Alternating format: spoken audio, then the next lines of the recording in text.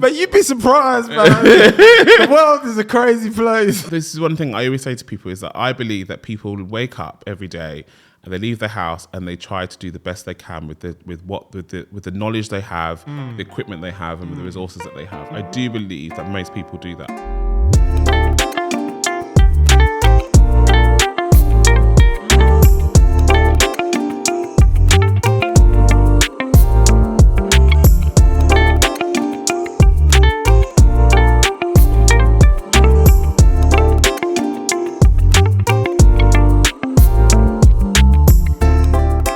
Hi guys, welcome to another episode of What My Best Friend Does, where we talk about what your best friend does so you don't have to. Today, I'm talking to my best friend, the diversity, equality and inclusion leader, Olajide. Ola, how you doing? I am good, thank you. It's so funny hearing you say Olajide instead of saying Junior. Just because obviously we've grown up and you've always known me as Junior, and now everyone I've changed. I've upgraded myself. There we go. So from Junior to Olajide, we like to start off the podcast with a little icebreaker. My question to you is, what did you want to be growing up? It depends. There's like different stages of my life had different things. So when I was like, say in primary school, I wanted to be an actor. Okay. And then when I was in secondary school, I wanted to be a doctor. Okay. But I think that's because of my parents. I won't go into that just yet. And then as I left secondary school and went into college, I wanted to open my own restaurant. All right. But here we are as a leader in diversity, equality and inclusion. I know when we spoke about this last time, you don't even call it DEI, do you? What do you call it? No, I call it equality, equity and inclusion. Equality, equity and inclusion. Yeah. Okay. So what is that to you, equality, equity and inclusion? And why do you call it that versus the traditional DEI? Oh God, I didn't realise we were going to be going into the nuts and crannies of this all. Right, okay. We get deep. Okay, fine. I didn't realise I was doing like a workshop. I have to charge you for this. So, everyone knows what diversity is. Diversity encompasses all aspects of who we are as human beings, like our age, our religion, our sexuality. It also encompasses things like your socioeconomic background, your neurodiversity, if you're neurodivergent and stuff like that. So diversity, to me, is every day. Everyone has diverse aspects of who they are as a person. Yeah. So actually we don't need to focus on diversity anymore, because as a society we are actually extremely diverse. And diversity comes in so many different shapes and sizes, not just what you can see, it's also things you can't see. Whereas as a society, I believe that we have a problem with representation and with equity and equality. So what I mean by representation is that, to put it bluntly, you know, if you go into most businesses, the leaders of a business are majority white men. There is a lack of representation from a female perspective and an ethnic minority perspective when it comes to leadership in many businesses, and even leadership within our government and stuff like that. So representation is the problem that we have. The one black chancellor we had, look how long he lasted. Quasi. It was embarrassing. That's embarrassing. Let's not talk about that. Yeah. And then when you talk about equity and equality, so equality is treating everyone equally. However, equality is a law. So there is a law called the Equalities Act of 2010, which protects 9 protected characteristics, including your age, your gender, sexuality, disability, religion. So actually, it's a law. So I find it really funny when people are like, oh yeah, we're fighting for equality. And I'm like, but that's our legal right as human beings. Wow. And so what we try and talk about more of is less about equality and more about equity. And equity is about realising that everyone is different and realising that everyone needs different resources, different assistance to get them to the same end goal. So for instance, you went to school, you finished school, you graduated, I dropped out of school, we both started a business and you both put on like a training program. I may need more help because I haven't finished school, so I need to be put on a slightly different training program, or might need different resources or different support throughout. That is equity, and that's making something equitable for everyone. Yeah, okay. And so equity is what we really should be focusing on, because we can't continue going, we're treating everyone the same and treating everyone equally, because we're not all the same. We haven't all come from the same place. We haven't all had the same experiences. So equity is so much more important. I mean, what a start, by the way. Thank you. Typically, he charges for that. But we just needed to kind of clear that up and set the foundations for the rest of this podcast. So following that, obviously, you mentioned the fact that you wanted to be an actor, a doctor, director, own your own restaurant, and now here you are talking about EE&I. Yeah. Talk us through your journey to this point briefly. Like, how have you come to I love that be a leader in this? I love that you put briefly. Talk us through your journey briefly. I've got places to be. So I finished school. I went to college. I studied hospitality management at college. Back in the day, it was called an AVCE. That shows my age. It was years ago. And I really wanted at that point to open my own restaurant. I wanted to work as a chef. I actually wanted to go to Le Cordon Bleu in France. My parents told me that. They said I was an idiot. They said, don't be so ridiculous, they said. So I finished my AVCE at hospitality management, and I've been working in restaurants for since I was 15. So I'd been working in restaurants for a long time, and I just had this I need to be in restaurants. I love hospitality. Yeah. And what can I do at my parents wanted me to go to university, so I was like, I must go to university and study. Decided to go and do events management, where you basically learn how to put on parties. So it was a great 4 years in Leeds. At that time, I also continued working in hospitality, worked my way up to management. And yeah, that's how I kind of continued my passion of hospitality. So I worked in hospitality I have been working in hospitality now for over 20 years. Started in restaurants, worked my way up to management, did hotels, bars, restaurants, and then moved into a support office role, which was how I got into recruitment.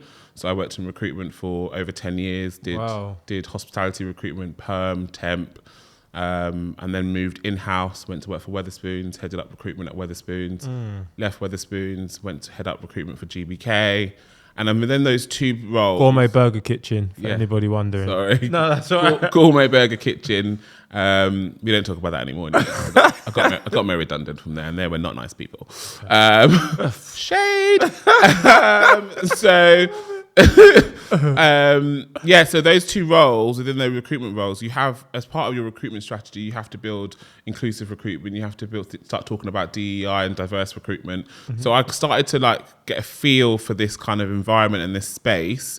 And when I was at Wetherspoons, I was really fortunate to have a ridiculous budget. So we launched a huge campaign with Wetherspoons around diversifying their recruitment advertising. And it was great. I learned so much. And I also then found that that's what I actually really wanted to get more involved with. And also from previous trauma. So as a black man in the UK, that I've, unfortunately have faced racism. I have heard things in the boardroom being muttered or been said to my face. I've been treated differently to other people. I've been passed over for promotions because of the colour of my skin. And so I think my kind of the thing that drives me is the need to want to change the world. And the need of wanting to not have anyone else go through the trauma that I went through in my career. So I always say to people, trauma is what got me to where I am now, because it has helped me. It's driven my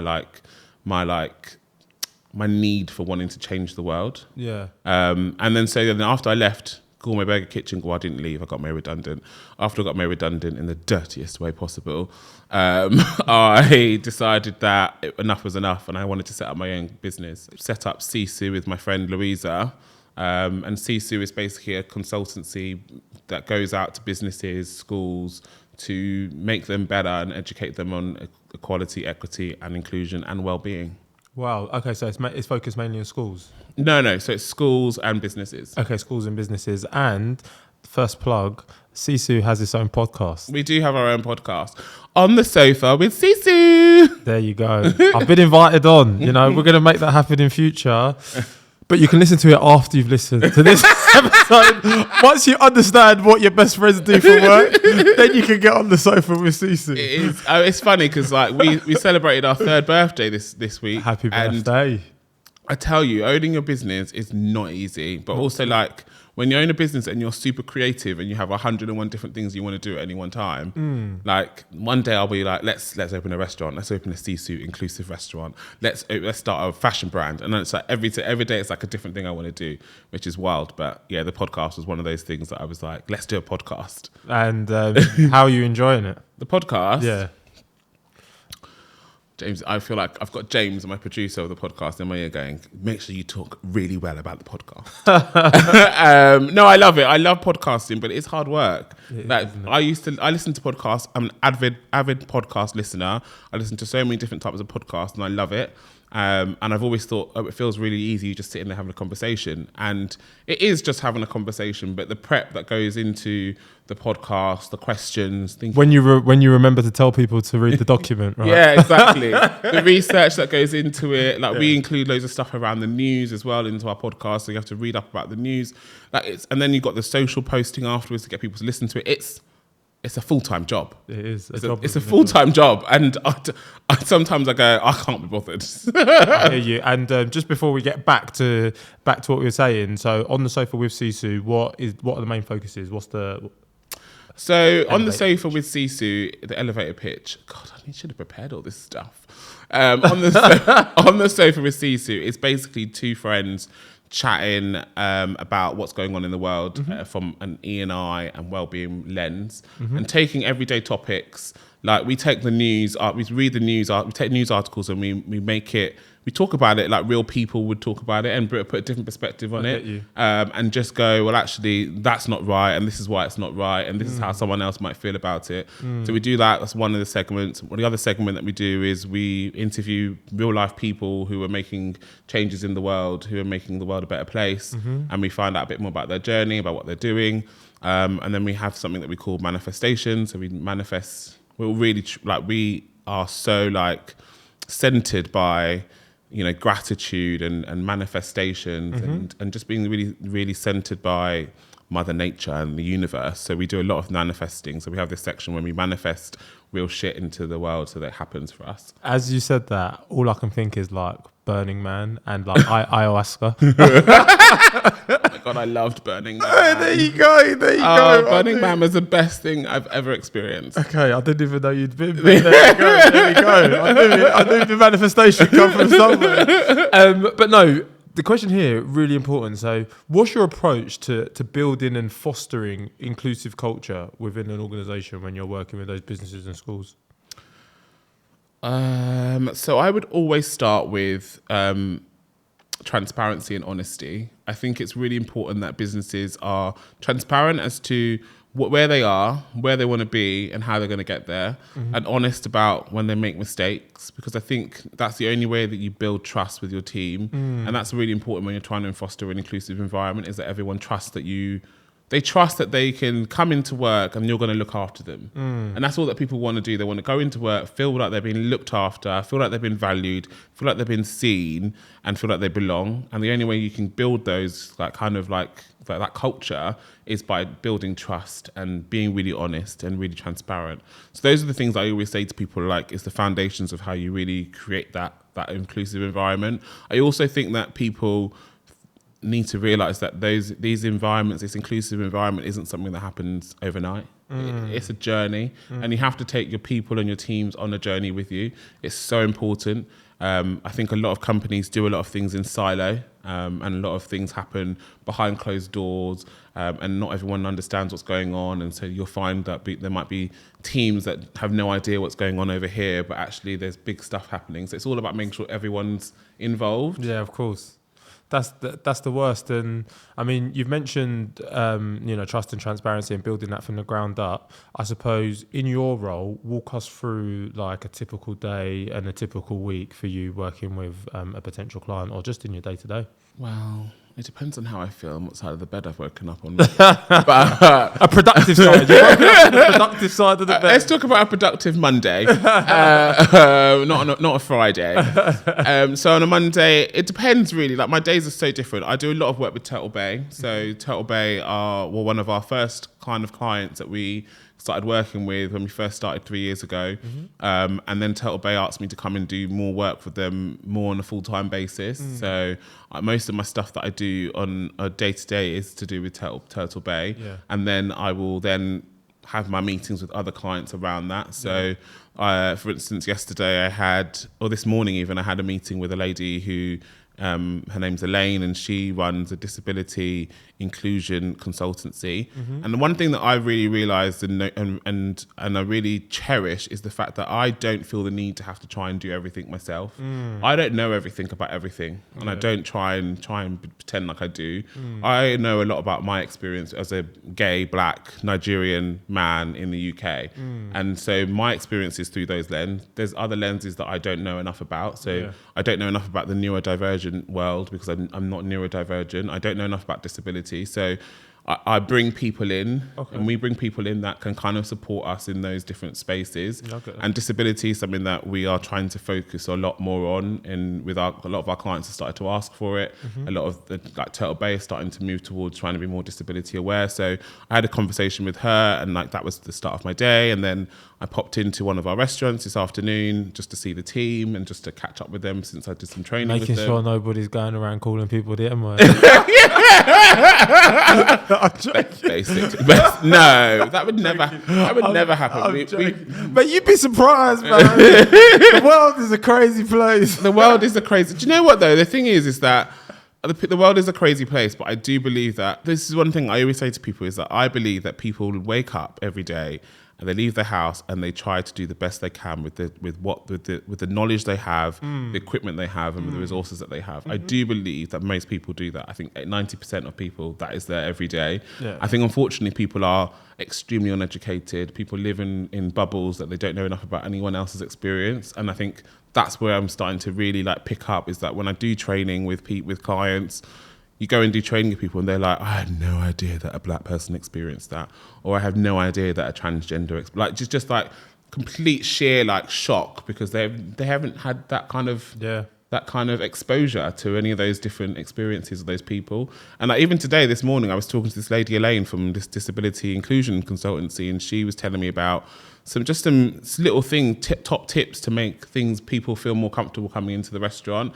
Like something like having a time in the restaurant where the music would be lower, so that people that are autistic could come in and feel less on edge with the loud music. I would never think about that. And I was just like, that's such an easy win, because if you did that, you would attract. And she said to me, there is very few restaurants of high class that she could go to as a person with a disability because of access, or because of not being able to read the menu properly, or da-da-da-da. And I was just like, it's so amazing that I would never have known any of that, because I don't have that lens on. Of course. How do you get the other lenses? Are you taking yourself to workshops? Are you just employing other specialists to do it? How do you bring yourself up to speed? Is it just conversations like you had this morning?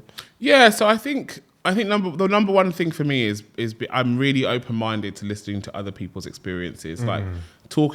Generally talking and being curious and asking questions allows me to pick up the important things that I need to pick up to be able to talk about it from that person's lens. I'm kind of like a bit of a... What's it called when you just soak it all up? A sponge. I'm a sponge. So I listen to people's stories, and people tend to tell me all sorts of stuff about their lives without me even asking. So I tend to pick up a lot of stuff about people's lives. And so I use that, but also I do a lot of research. I read a lot of stuff online. I'm connected to a lot of people within the DEI space who actually, they post blogs or they'll post videos. I'll watch them. The podcasts are such an incredible way of learning about different people's experiences, which is why we started it. But I would listen to loads of podcasts as well. That helps me to kind of gain that knowledge. But if there's something that I feel like I've got a gap in, I will just pick up the phone and call one of my network and ask them the question, or put a little question out on LinkedIn and see if anyone answers and stuff. And just so I'm clear, obviously we spoke about you doing the 4 years in hospitality and working your way up through recruitment. Are you required to go to university to be in equality and inclusion? It depends on who you talk to.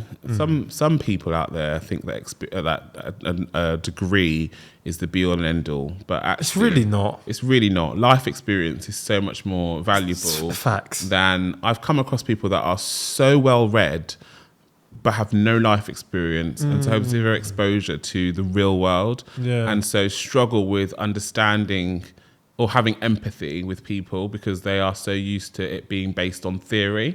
Whereas all the work that I've done or we do in DEI, I always say to people, doesn't come from a textbook. It does actually come from speaking to people, real life experiences, storytelling.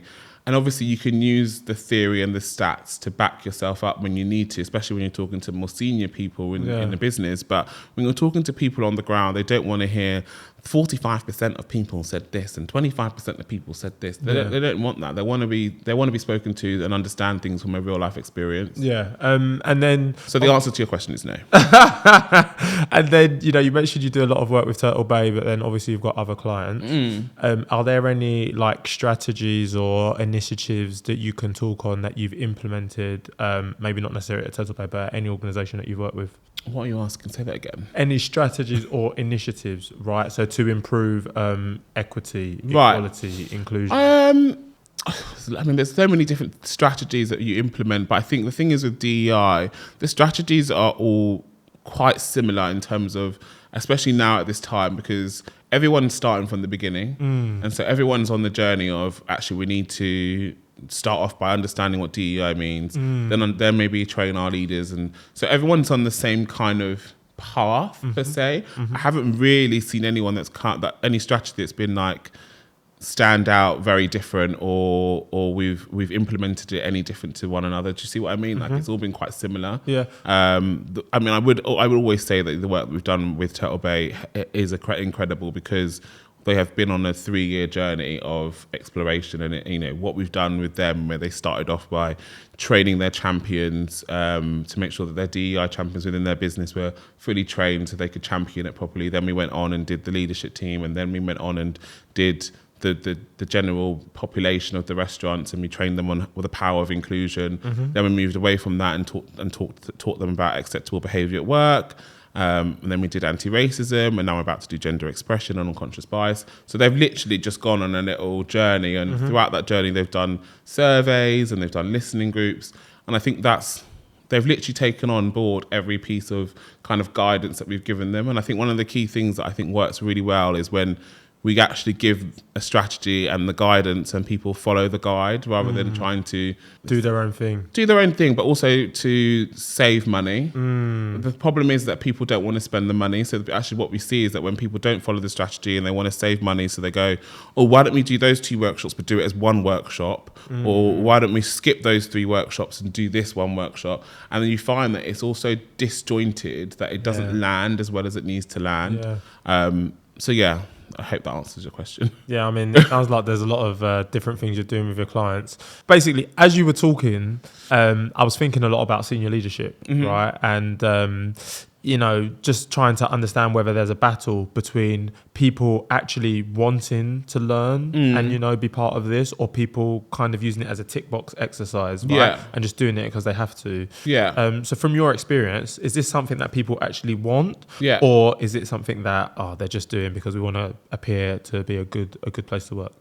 I think when we first started in 2020 with the murder of George Floyd, we had so many people come to us because they're from a place of fear of not doing anything. So they wanted to do something, and it became a bit of a tick box. We've done something, we've written some comms, we're fine. And so the first kind of 6 to 8 months, I feel like we just did a lot of tick box exercises. And I think as time's progressed, now we're only really working with clients that actually want to make a difference. And actually, we're finding that a lot of people are coming at it from really wanting to make a change, but the problem is they haven't got the budget to be able to make the change. I really hate when people say that.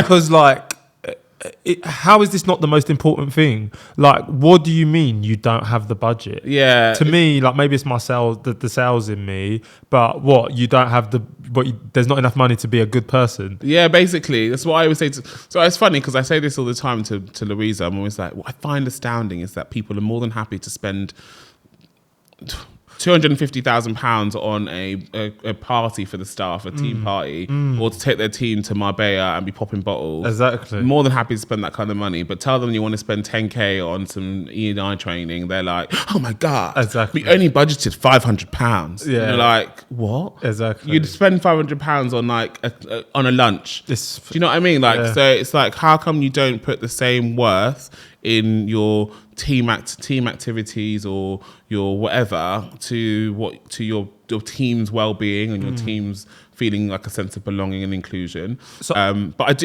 I just want to say I do feel like that people are changing their approach to the work, and they are starting to see that it is more of a long-term investment. So like, for instance, we've had a recent client who's like, okay, we've done nothing on any of this stuff before. We've never done any sort of this kind of training before. We need to start from the beginning. And they've invested, and the way that they've implemented it is that they've gone in hard at the beginning and gone, right, we're just going to train all our leaders in our business, and then we're going to do that. And he came to me and said, this is what I want to do, and kind of made the strategy themselves. And I was a bit like, wow. And money wasn't an issue, and it was just like, this is what I think we need to do. Do you think that's okay? And I was like, yeah, I'd tweak it a little bit. Yeah. And then when you sent them the invoice, there was no questions. It was asked. It was like, yeah, cool, done. Next one, yeah, cool, done. And that's kind of like, I always say to people, I know it's really difficult, but there's so much research that you can do yourself before you go and approach a consultant. I do think that it's important that you do your own work, so you know where you want to go, what's your goal, what does good look like to you. Because if you come to us and tell us to shape what good looks like for you, it's really difficult because we don't know your business well enough. Yeah. So it's really important that you kind of have an idea of where you want to end up. And most of the time, I think at the back of most people's heads, they do know where they want to go or where they want to end up, but they sometimes are like scared to say it. I've got so many questions. The first is that, as a consultant, do you work with internal DEI representatives and a system, or are you working with companies who just don't have the department and you're coming in to be that department? Both. So we've worked with companies where they've got an internal DEI team. We've worked with companies that don't have any at all. We've worked with companies that are setting one up, and we've helped them kind of facilitate that. So it comes at different angles. There isn't one that I prefer working with more than another. I think we've had CEOs come and approach us and say, well, actually, as a CEO, I want us to do something. And that's how it should be. And I love that, because I'm always like, I love when a CEO is like, we need to do this. Yeah, because culture it's top down, right? Like, everybody needs to learn. I think also go. It tends to be HR though. It tends to be a HR team that will reach out and be like, we're from the HR team, we need to do some training. And I think it's always been a HR piece of work, but I think it's not a HR piece of work. It's a marketing, operations. It's everyone. And I think you need the buy-in from the most senior people. So you do. Hey, maybe I should come and sell your consultancy services for you. I just had a little spark moment. I was thinking, why haven't we got you to come in and just say something? Because to me, like, we were looking for a salesperson a while back. We interviewed as well. To me, there's two things here. Number one, every company needs this. So the funnel is endless, right? The pipeline. And then the second thing is, and it's the question I want to ask you, like, how long do these projects take? And the answer is kind of, it's ongoing. You can never complete this, right? So typically, how long do you work with your clients? Well, it depends. Like, I mean, we've been working Turtlebase 3 years now. We've been working with them. Some of our other clients, it's like a year. Some of them, we do one project with them, and then we kind of give them the tools to go off and do it themselves. It depends on each client. But what I always say to people is that you start this work, and the intensity of when you start it is quite high. And for the first 2 to 3 years, you're probably doing quite a lot of training, quite a lot of culture changing, and the conversation becomes quite monotonous because you're repeating yourself a lot, because you have to really do that to be able to change the way that people talk about this work and they approach it. Yeah. And then eventually it becomes embedded into your everyday culture. And actually, before you realize it, it doesn't need to be a huge focus, because it's already inbuilt into your everyday.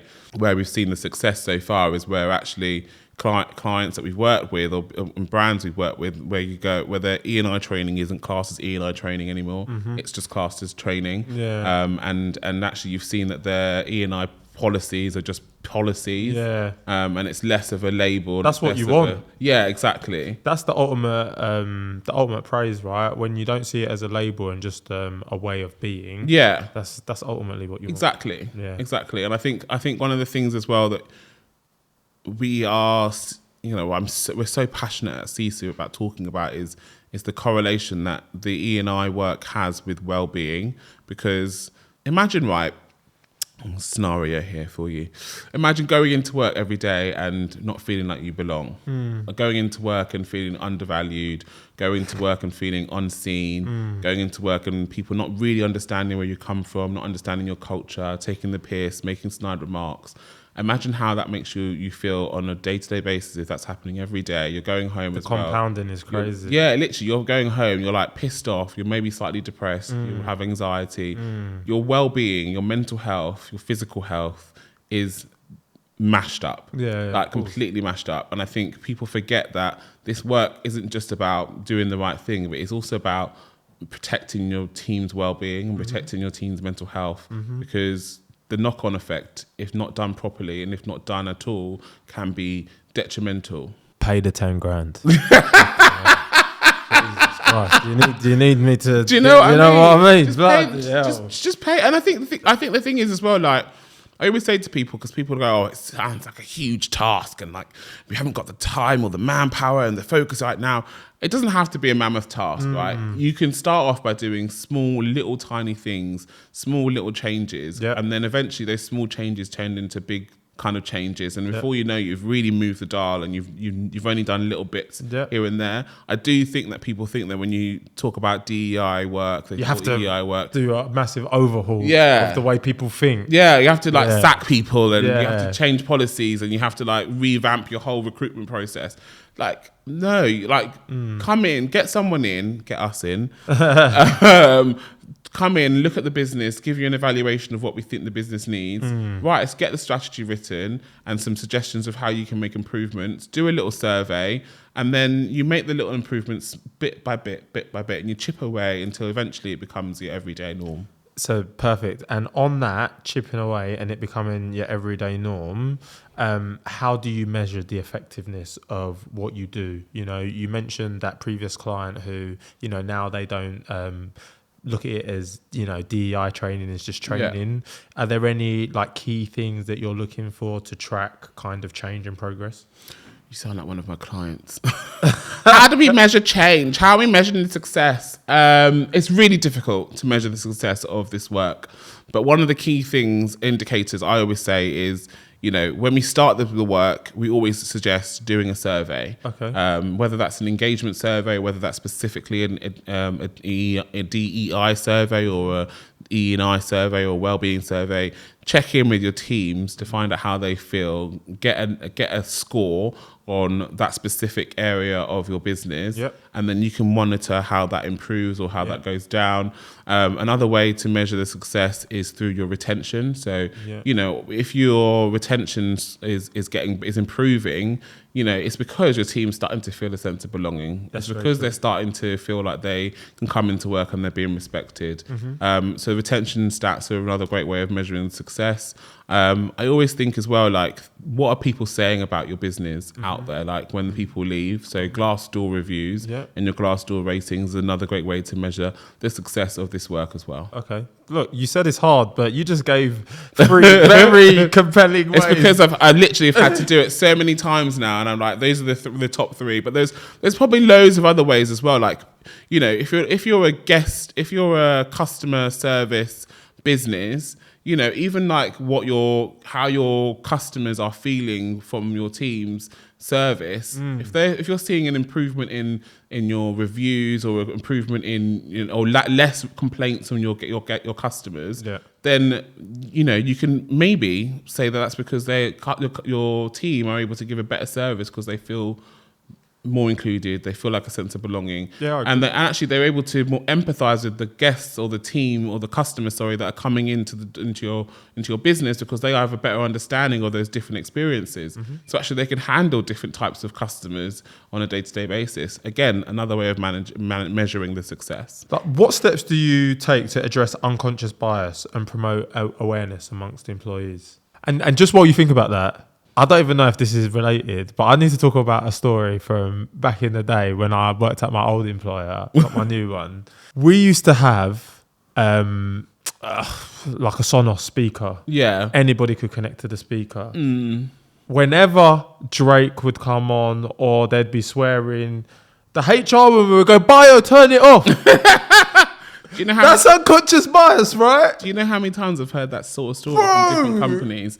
It is literally. I couldn't believe it. I have been to so many different businesses and done listening groups, and that story of the speaker and the music and the people from an ethnic minority background has come up time and time again. And yes, it is unconscious bias. Is it unconscious, or maybe it's maybe more conscious? I don't know. It depends on the person. But unconscious bias, right, is one of those things that I think people think there's a fix for it. There isn't a fix. You can't run away from unconscious bias. Unfortunately, unconscious bias will always be there because of the way that our brains are made up. The only thing that unconscious bias training does, it makes you more aware of when those biases. That sounds awful. It's like having surgery on you whilst you're alive. Whilst you're awake. It's literally making you more aware, so that when it does happen, you can kind of stop yourself from making those decisions. I think for me, you know, stereotyping and unconscious bias, it's all about awareness. It's all about making yourself more aware of when you might stereotype, when you might fall into unconscious bias ways of thinking. But also, like, if you're a senior member of a senior manager or someone that's making decisions for a business, and you know your unconscious bias can sometimes hinder who you might work with or who you might employ, then you need to make sure that you've got other people in the decision-making process to ensure that there is equality or equity within that process. And that's where, if you go on unconscious bias training, that's the sort of thing you learn from that, because they tell you that, you know, if you're making a decision and you know you've got a bias between a certain brand or a certain type of people, then you need to make sure that you're bringing in someone else to make the decisions with you. Mate, I'm just shaking as I think about some of the things that have happened to me in the past, and I think the sad thing is that, and especially you know it growing up, being black, we've just come to kind of accept it as, oh, this is just the way the world is supposed to be. I actually haven't. Okay, good. I haven't. Damn, I haven't. good. I think for a long period of time, I did. I was just like, you know, yeah, cool. I'm gonna get treated differently because I'm the color of my skin. And I think, as black people in the UK, we get taught that by our parents that, you know, unfortunately you're going to face racism. Unfortunately, society, and it was just like, there was no like, but you need to stick up for yourself, or you need to make a difference. There was none of that. And I remember when I first started doing this work, my parents were like, racism's been around for years, you're not going to be able to change it. And I'm like, well, that's the fucking attitude. That's the wrong attitude. And that's why we're here where we are. Exactly. Because people haven't been fighting, people haven't been pushing back. And we've sat back and gone, oh, it's just how it's meant to be. And actually, I love the fact that younger people now are resistant. They're like, they're pushing back. They're holding businesses more accountable for their actions, because actually no one deserves to be treated unfairly. No one deserves to feel like they are different or othered from other people. It's unnecessary. I'm going to take a stand now. You fuck. Yeah, don't sit back and go, oh, it's just how it is. I think sometimes I talk to my brothers sometimes I talk and I say to them, I'm like, do you two not really face like any sort of like racism or like any sort of like bias or anything? And they're basically just like, yeah, not really, or like, yeah, but can't really bother with it, it's not really my problem, blah, blah, blah. And I'm like, I find it so, and I think I've met quite a few people now from different ethnic backgrounds or different marginalised communities who are just a bit like, I can't be bothered to fight the fight. And I think I want to keep my head down, get what I need to do, get paid, go home, live my life. I don't want to go into work and be, you know, protesting or whatever. And I kind of get it, but then, you know, what are we setting the future up for the next generation? Moral of the story, stop being selfish. And I can say that because I know that I'm part of that. Yeah, so that's basically what it is. Yeah. Moving on. You know, we've spoken a lot about EEI, DEI. What is an emerging trend that you've noticed in the industry? Lack of education and resource. I think. Oh, wow. I think that everyone wants to learn, but no one knows where to get the information from. And I think that's what I keep everyone always, whenever we speak to clients, they always want resource, information, like educational resource, which is something that what SISU is trying to work on is creating some more educational resources that people can just tap into whenever they want on demand. So kind of like a Netflix style sort of on demand service. Like a show? Like shows, like different types of shows. So like basically like videos, footage, talking about a topic that you can just tap into and learn something about. I think there's a need for more of that kind of information, like more of these kind of conversations where you're talking about subjects that people don't know enough about. So, and I think that's definitely something that a trend that I've noticed. Okay. And then in follow-up to that, what's a common misconception about DEI and EI? So something that people assume and it's just not true. I think people assume that people do it for free. I honestly do. I had this conversation last week with one of our guests, Lorraine, and I think people assume, especially if you're black or brown or from a marginalised community, I think people think that you're just doing it out of the goodness of your heart to change the world for the next generation, and actually you don't need to get paid. And that people are like, obviously you're clearly you're volunteering. No. You're volunteering or you're a charity. And I think, I also think that people think that anyone in the DEI space knows everything about everything. Obviously, like I said to you before, like I can talk very openly and very passionately about the black experience, about the gay experience. I can probably talk about the female experience only from a little bit because I've got a lot of female friends. I can talk about parenting because I've got a lot of friends that are parents. Yeah. But there's certain spaces that I wouldn't dream of talking openly, passionately about because I don't know enough about it. And I think people always assume that if you're a DEI consultant, you know everything about everything. And I think that's, again, another misconception. Yeah, and do you know one? I think we spoke about it previously, not today. That is a misconception, and we kind of touched upon it. Is the fact that people think that if I hire one black and I hire one Asian, I've hit my quota. That is not how it works, right? Do you know? It's actually funny because I was reading an article about quotas this week, and it was somewhere recently. It's been in the news about how they had a quota, and they were actually positively discriminating against white men. And so they were stopping them from progressing in their careers because they had a quota of people from marginalised communities or ethnic backgrounds that they had to get into that company, and so they were stopping those white men from progressing, and they put a claim in against them to say, you're discriminating against us, and I think they were in the process or they've won. And I think the problem with quotas is that you will discriminate against some other people. Yeah. And the point of this work isn't about filling quotas. The thing about this is about changing mindset, but ensuring that you are having a fair recruitment process or a fair progression process to ensure that it's equitable, and also that you're able to eliminate any bias that might come into play within that process, so that then if someone that is black or someone that is white or someone that's female comes into interview, they are interviewed the right way, and that's the person that gets the job is the person that's right for the job, regardless of their colour or their creed or their gender. I hate boxes. I hate categories. And I think from being younger, I was always put into a box. So you're black, so you must be this certain way. You're a black man and you're big, so you must be a criminal. Or, you must be aggressive or whatever. And I think the problem with this work, and I've started to find, is that it can feel like you're just continuously keeping people in boxes. And actually what we really want is just unity. I want to be able to walk out the street and not be like, oh, they're black, they're white, they're Asian. I just want, we're just human beings at the end of the day. And everyone should just be human beings rather than being gendered, him, her, they, black, white, Asian, gay, straight. Like all these labels just gets ridiculous. And the more labels we're creating, the more divides we're creating as well. That's exactly it, yeah. We're just one species. We're one human race. Yeah, exactly. Yeah. Agreed. All right, we've spoken a lot about your job. 2 questions I have. So we'll start negative first. What would you say the most stressful aspect of your job is?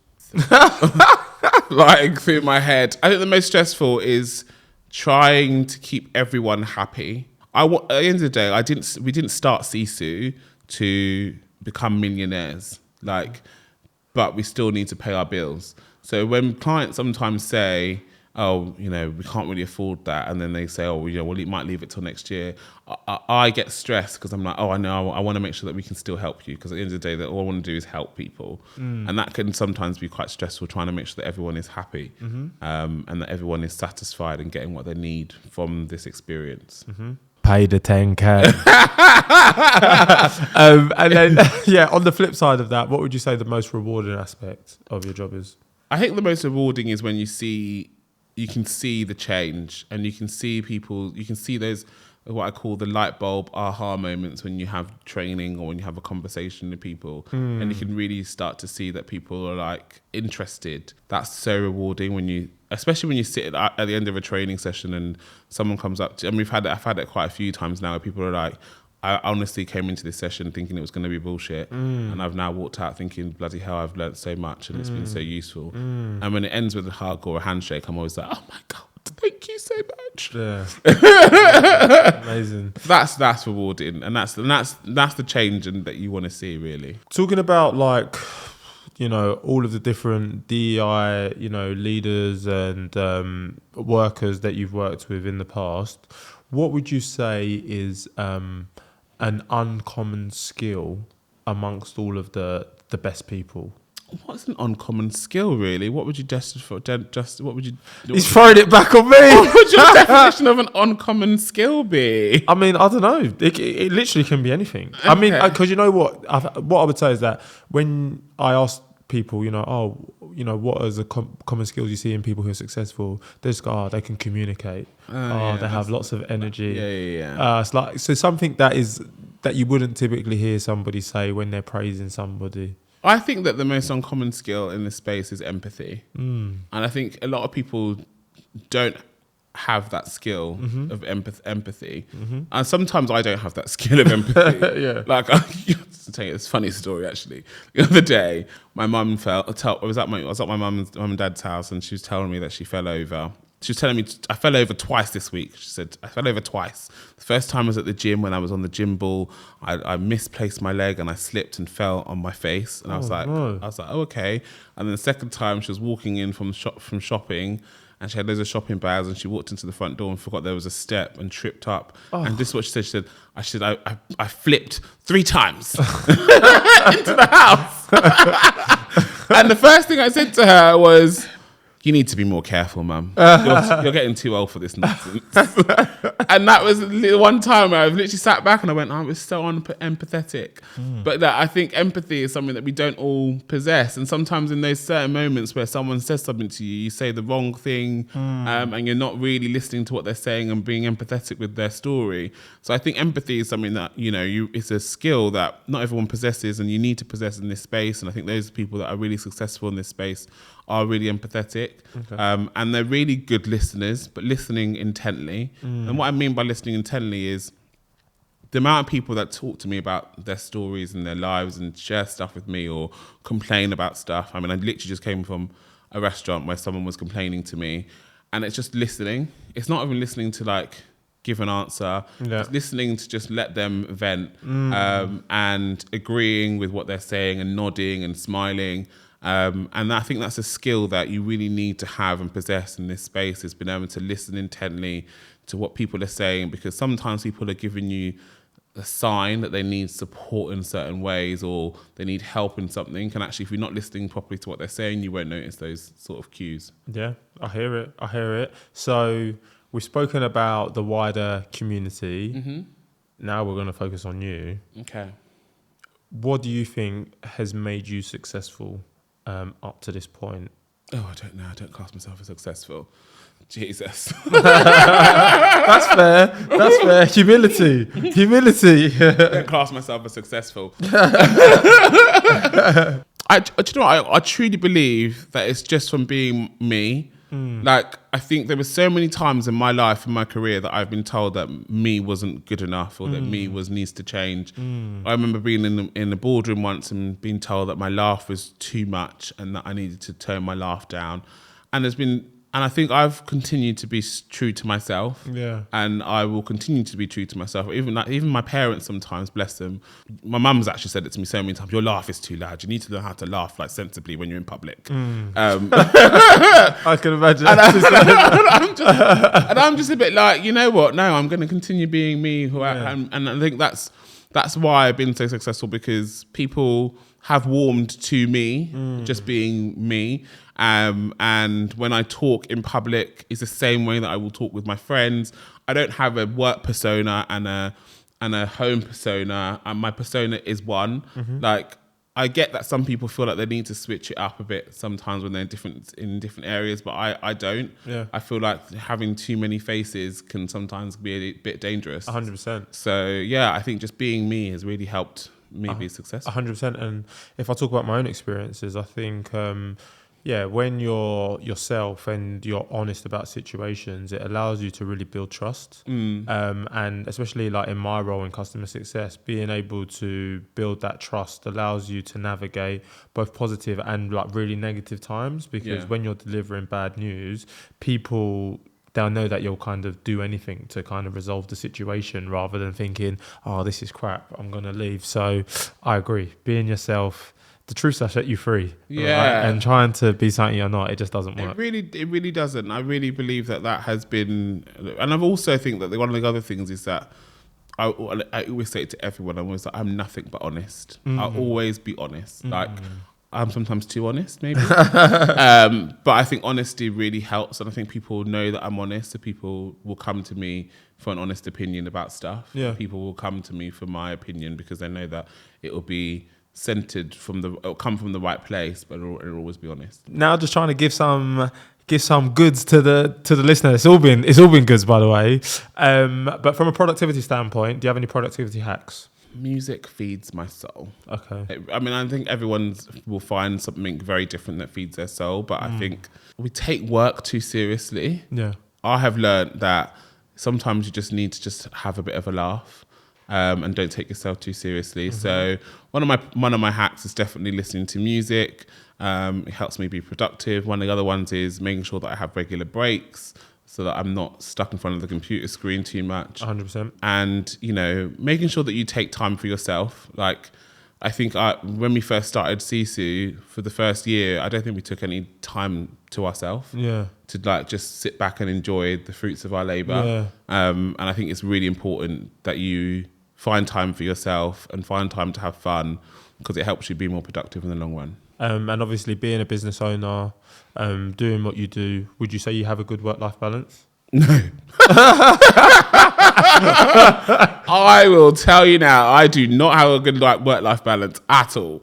I'm getting better. Okay. My partner will tell you that, my head is forever at working. Louisa and I have started this business 3 years ago, and it's something that we continue to think about how we're going to make it better. And so my brain is always thinking about, how do we make this better? Who do we need to speak to? Where do we need to go next? It's always going. Saying that, I always make sure that I go on nice holidays, and I take time out and stuff like that. And I think a couple of years ago, was it maybe last year, I went on holiday for like the first time I had been on holiday in ages.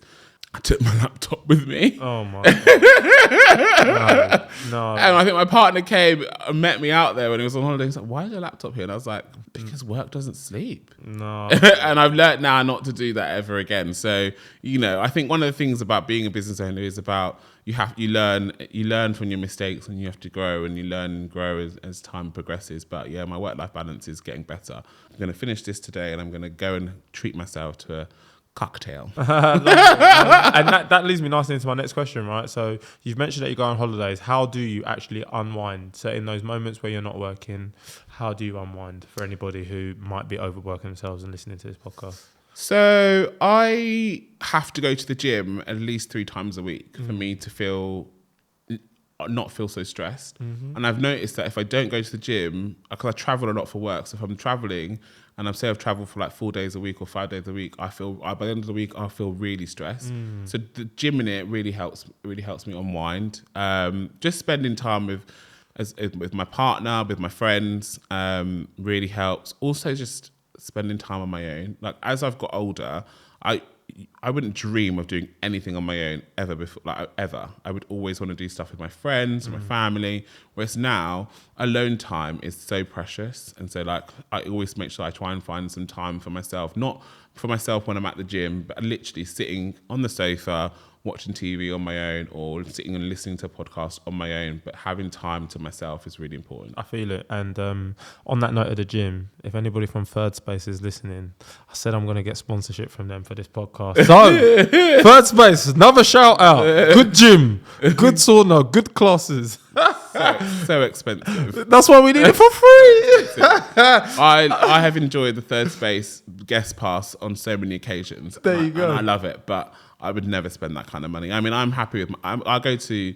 We're going to bleep it out. No, don't tell all my friends go to really expensive bougie gyms. Yeah. And I think I might be the only one that goes to like an Anytime Fitness. I've always been an Anytime Fitness kind of guy or a Pure Gym because it's just simple, it's easy, and I don't need any like, you know, glitz and glamour. It's just go in and get my job done. Look, that was free advertising. We're going to let it go this one time. no, but all good. Olajide, this has been such a great conversation. Just a couple of things before we get into the quick fire round. People might be listening to this and thinking they want to get into this now, right? Like what, DEI? Yeah. Don't. Oh my God. Joking. He's joking. So for anybody who's looking at this and, you know, is looking to either start their career and get into DEI or completely change careers like you did and get into DEI, what would be your key bit of advice to them? I guess it's about finding your why. Like, why do you want to do this work? Because it is thankless. I'm not going to lie. You know, you're not making businesses loads of money. You can't see. But I think you are you are long term. Yeah. But you're not affecting the bottom line straight away. Yeah. You're not bringing in loads of money. You're not a salesperson. But you are making people more productive. You're making to sell. But not immediately. Yeah. So like for the first, you have to really know why you're doing this. Mm-hmm. And I also think you have to have dealt with your own traumas in this space to a certain extent. Yeah. Because you will be triggered. I mean, when I first started, I remember we were sitting in doing an anti-racism workshop and someone was like, I don't know why we're doing an anti-racist workshop. My partner is bald and he's from Newcastle and he gets racism all the time. And I was just like, this is literally just after George Floyd was murdered. And I was like sitting there going, Louisa, you're gonna have to take it because I'm gonna blow. Yeah. And you can't do that. You can't do that realistically. So you have to have dealt with your traumas and have a coping mechanism in case you do get triggered again. Yeah. And my advice would always be as well, be prepared to deal with loads of pushbacks. You have to be someone that's quite strong. Because there will be pushbacks. There will be that one person in the training workshop that doesn't want to be there, who will be disruptive and who will say things that you probably shouldn't say in a training workshop. So you have to I don't want to say you have to be thick-skinned because that's not the right thing, but it's just about being a bit more resilient. Being a bit more resilient, yeah, is really, really important. And one of the things that I've really found really helpful in being in this space is having someone to talk to, whether that's your partner or whether that's a therapist. It really helps. Amazing answer. And just last thing, so, you know, you've spoken about wanting to make a change to the world. You know, where do you see yourself in the next 5 and 10 years? So I think we've just started getting into schools. So like I want to get into the education space. Mm-hmm. I think the only really real way to make an impact for the future is to start in the schools and look at the syllabus. Like I would love there to be a syllabus in school, a DEI syllabus or some sort, because I don't think we don't teach it. So 1,000%. I think especially racism. Yeah. Sorry to like hone in on that, but it's definitely taught because I used to work in a creche and kids do not see colour. Right, when they're 2 years old, when they're 3 years old, they do not see colour. But then all of a sudden, they start not liking people. They go to, I think it's secondary school. It's mad. I do think it's secondary school. I believe that's where something happens in secondary school and kids become more aware of of the differences. But I don't know if it necessarily happens still now in schools. But I do think there is a need for education around treating everyone equally and fairly, and creating and letting kids understand the importance of making sure that you're nice to people, because you don't learn that. And I do think that, you know, if you know better, you can do better. I know we can't expect kids to come out of school, go into the workplace and know that without telling them it at some point. So I do think it's important.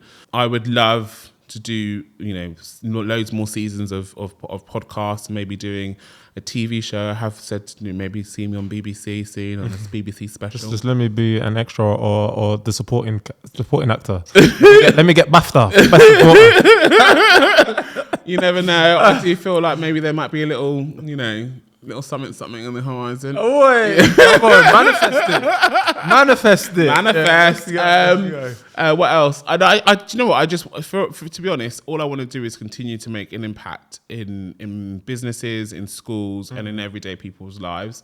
If we can throw in a fashion label in there and a restaurant, then, you know, amazing. You know, life is good. Life is good. Ola, this has been an amazing conversation. Before we wrap up, just a quick fire round, you know. Okay. A little bit of fun. Okay. You know, it's been quite an intense conversation. Let's loosen it up a bit. Work from home or work from the office? Hybrid. Okay. Money or happiness? Happiness. Favorite day of the week? Friday. Time in a group or time alone? Time alone. Travel to the past or travel to the future? Future. Nice. Favorite book? I don't ever have a favourite book. Start with why. The Brene Brown's vulnerability. Was it vulnerability? No, Atlas of the Heart. Sorry, Atlas of the Heart. Love it. Night out or night in? Night in. Who has it easier, men or women? No one does. Okay. Oh, that's very diplomatic. Name a book you think everyone should read. I'm not very good with books. I don't really read that much. Okay. Listen to the What My Best Friend Does podcast.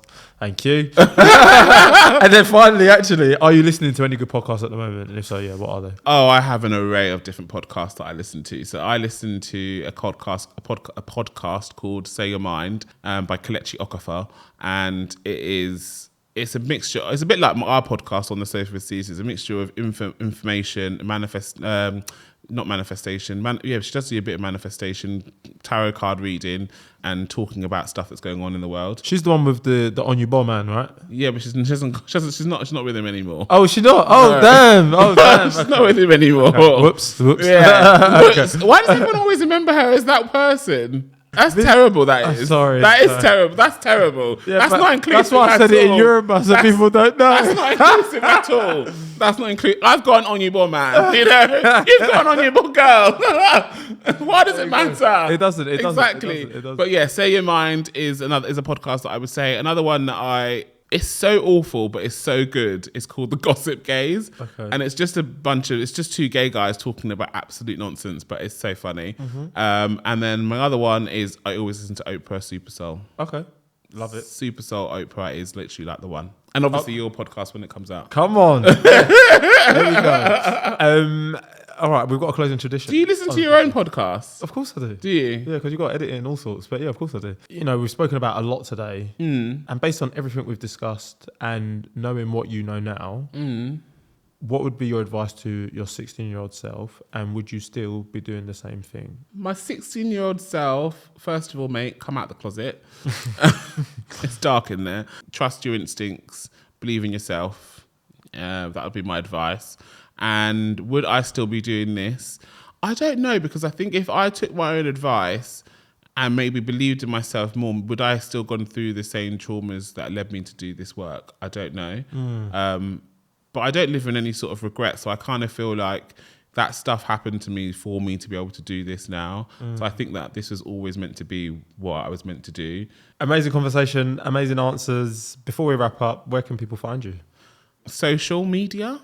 Yeah. What? I don't know, you, SISU, I don't know what you want to plug. I'll give you a platform. So you can find SISU on Instagram at This Is SISU. SISU is SISU.